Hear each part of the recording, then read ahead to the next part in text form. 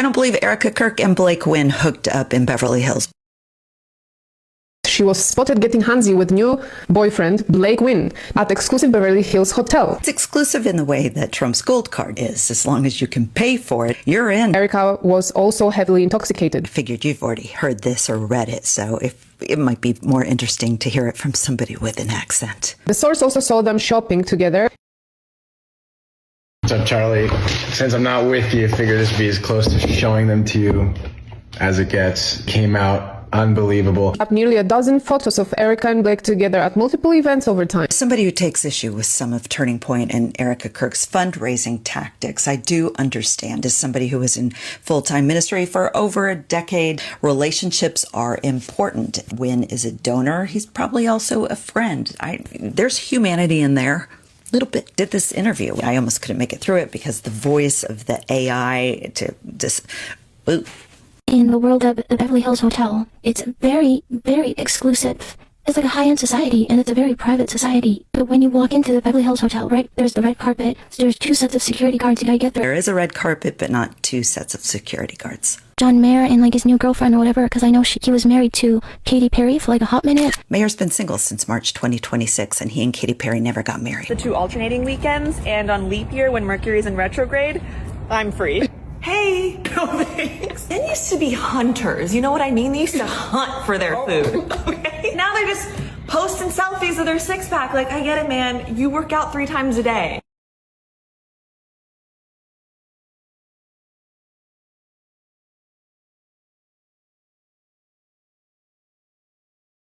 If it's still called Bar 1912, it might be called something else. Some people have done a Google search and saw that the Bar 1912 is closed. But they didn't call the hotel like I did and talk to Andy at 10:45 on a Saturday night. I used to go out. Would have been the Polo Lounge. It's the only one that's open because 1912 has been under construction for a year.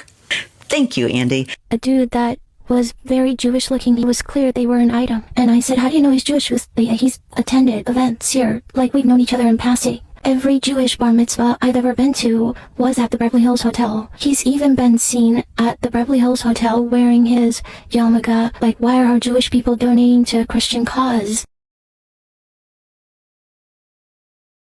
Just saying Beverly Hills in and of itself, it's just Jewish. I was just disgusted to even think that that's where she's hanging out. Literally, like, they run the place. They run the place. I mean, they run everything in LA, basically. I think they were trying to set him up. It just feels like a setup.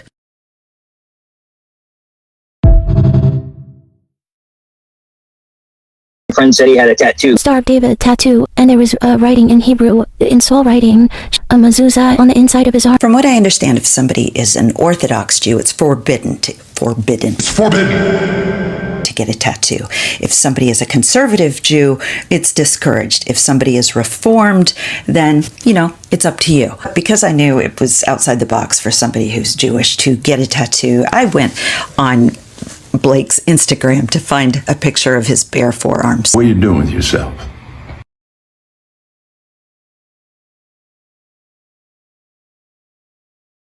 Stalking would be going back, right? I'm not going back.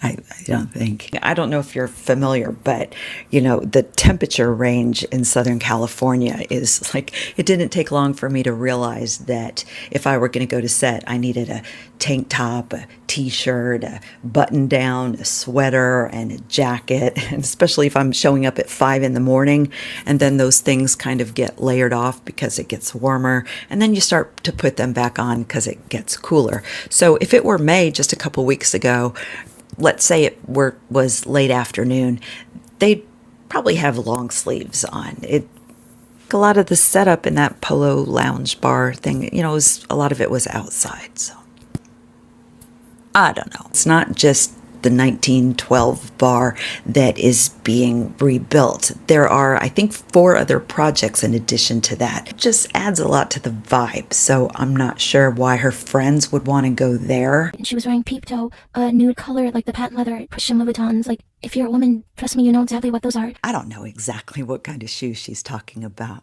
Well, if you're in that society... That explains it.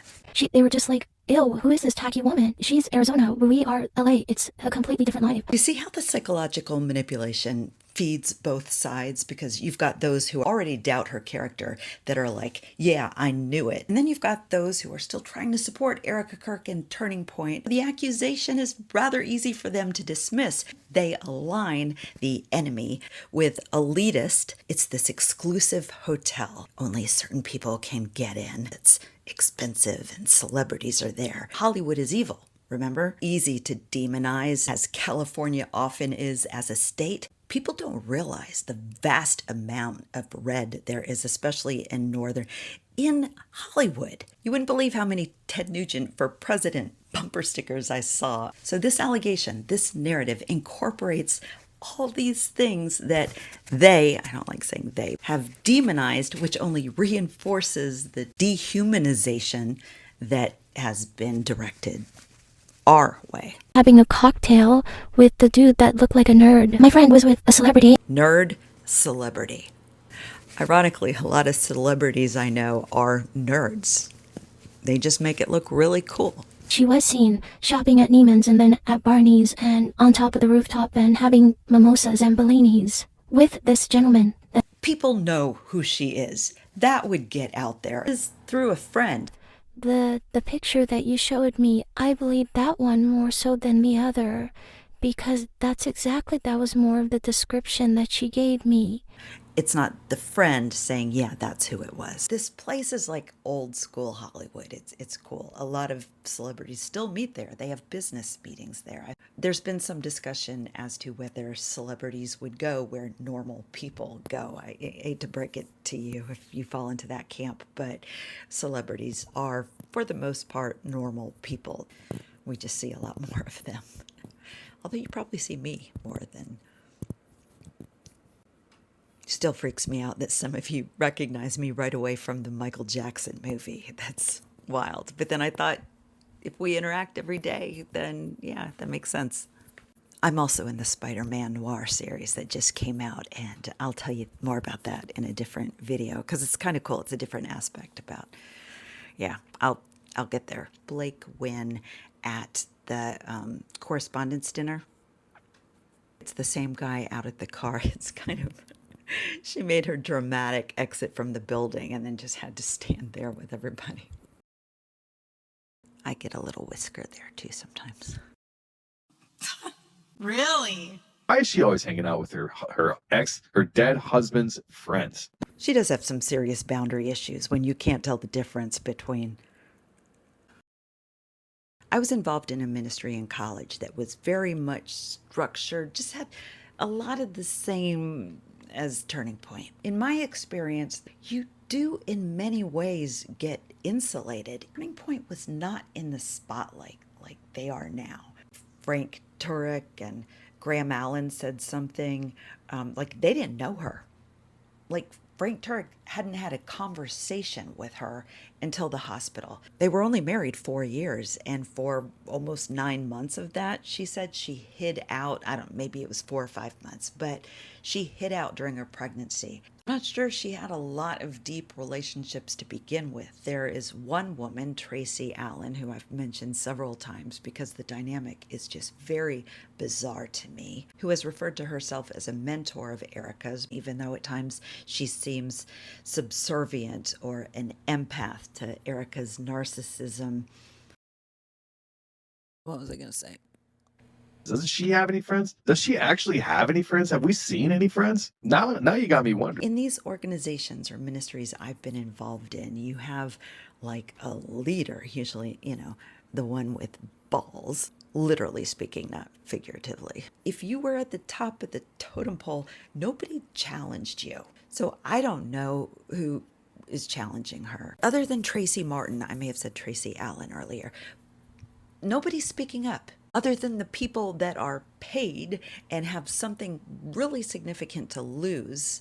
She didn't have any bridesmaids, which, isn't a huge deal in and of itself. I don't believe she has many friends at all. No one's defending her. Megyn Kelly's not, Tucker Carlson's not, nobody's speaking up for her. Nobody. Where I was going with that is that it's not a good look that she went to this event looking like she's on a date. Why wasn't a supportive girlfriend with her?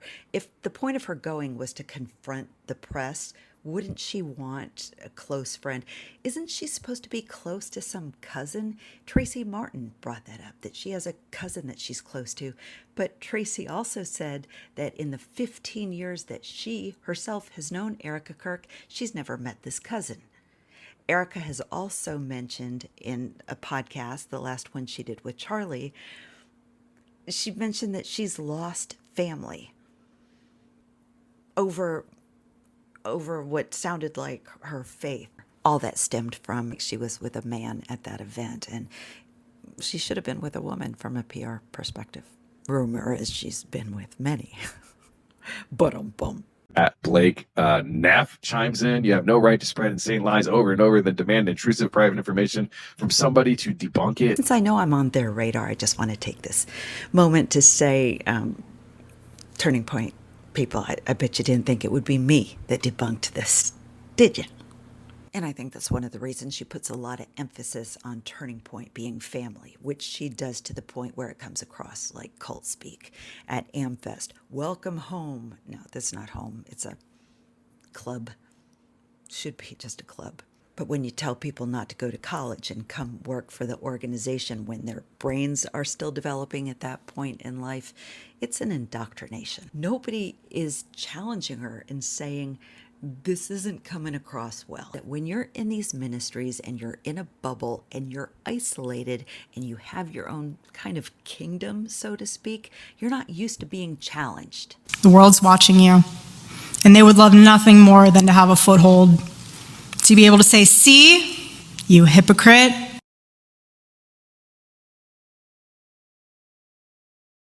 Microneedling left your face like this hours after, and you can't wear makeup. She has a little violin recital. So that's also what I was told. They couldn't believe it. My friend couldn't believe that. She's like, isn't this woman supposed to be like super Christian, and like they made her out to be like the Mother Teresa?